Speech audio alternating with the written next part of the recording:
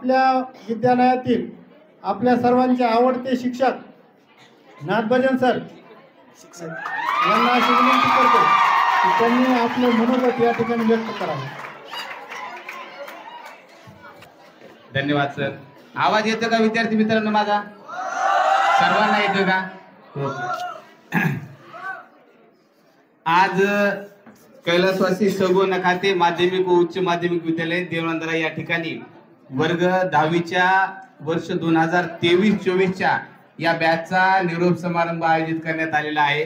या प्रसंगी मंचावर उपस्थित असलेले या कार्यक्रमाचे अध्यक्ष गुरुवर्य आदरणीय मुख्याध्यापक भोगे सर, त्याचबरोबर प्राध्यापक अनुराध काळे sir, Divate sir, Gaikwad sir, या माझ्या समोर बसलेले सर्व माझे विद्यार्थी मित्र मैत्रिणींनो, खरं तर वर्ग 10वीच्या विद्यार्थ्यांचा निरोप समारंभ आहे. आता तुमच्याही मनात वेगवेगळे प्रश्न असतील, उद्या कदाचित शाळेत येणार आहेत का नाही येणार आहेत असे, म्हणून तुम्ही जास्त उत्सुक असाल, पण मी जास्त सांगणार नाही. या अनुषंगाने 4-5 मिनिटच बोलणार आहे, कारण मला माहिती आहे वेळ फार झालेला आहे. एक छोटस उदाहरण तुम्हाला सांगतो, जर तुमची इच्छा असेल तर. एक उदाहरण सांगू का तुम्हाला? हा, एकदा काय झालेलं असतं, एका समुद्राच्या किनाऱ्यावर एक झाडला छानसे झाडाच्या खाली एक कवी बसलेला असतो. आता कवी म्हणल्यावर तुम्हाला माहिती आहे कवीचं मेंदू म्हणजे कल्पना करणे. मग कवी बसलेला असतो आणि कवी त्या वहीवर काहीतरी लिहित बसलेला असतो आणि ते लिहिता लिहिता त्या कवीचं लक्ष आकाशाकडे जातं. ते 5-6 मिनिटापर्यंत आकाशाकडेच पाहतो. आणि मग कवी आकाशाकडे पाहत असताना बाजूला एक त्या तिथे मासे मारायला आलेले व्यक्ती असतो. तो व्यक्ती पाहतो की कवी आकाशाकडे काय पाहिलं इतक्या वेळापासून. मग तो कवीकडे जातो आणि कवीला विचारतो की अरे मित्रा, म्हणतो बऱ्याच वेळापासून मी तुला पाहिलो, तू आकाशाकडेच पाहिलास, नेमकं तुला बघायचं तरी काय, तुला कल्पना काय सुचत नाहीये का? ते म्हणलं नाही, मला कल्पना सुचली, मी त्या झाडाकडे पाहिलो. तर ते म्हणलं झाडाकडे काय?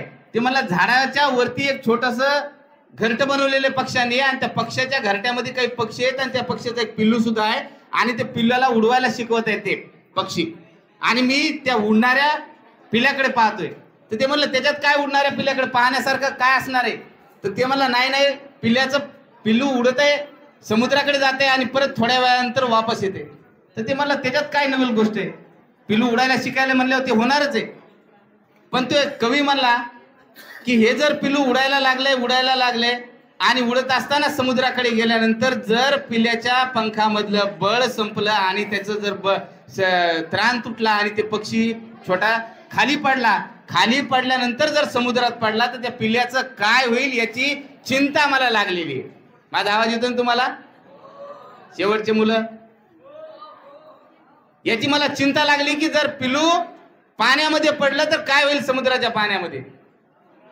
त्यावेळेला त्या कवीचा मित्र जो असतो बाजूला बसलेला, तर कवीचा मित्र म्हणाला की मित्रा, तुला काळजी करायची गरज नाही, कारण ज्या वेळेला या पिल्ल्याची आई त्याला उडवायला शिकवत आहे त्यावेळेला त्याच्या पंखामध्ये जेवढं बळ आहे त्या बळाच्या सहाऱ्यानेच ती उडवायला शिकवते.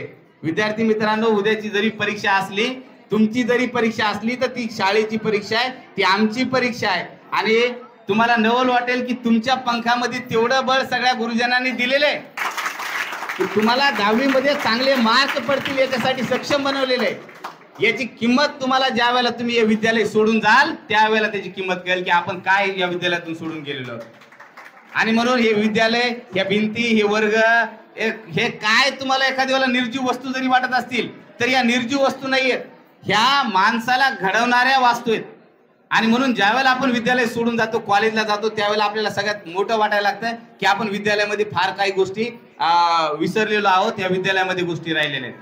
आणि म्हणून एक फक्त जाता जाता एक गोष्ट सांगतो, असं म्हणलं जाते, घेणाऱ्याने घेत जावे, देणाऱ्याने देत जावे, देणाऱ्याने देत जावे, घेणाऱ्याने घेत जावे, घेणाऱ्याने घेता घेता देणाऱ्याचे हात घ्यावे. म्हणजे हात कलम करून घ्यायचे नाही, तोडून घ्यायचे नाही, तर देणारा जो आहे, देणाऱ्याचे गुण सुद्धा आपल्याला आत्मसात करता आले पाहिजे. देणाऱ्याचे गुण आपण या ठिकाणून घेऊन गेलं पाहिजे.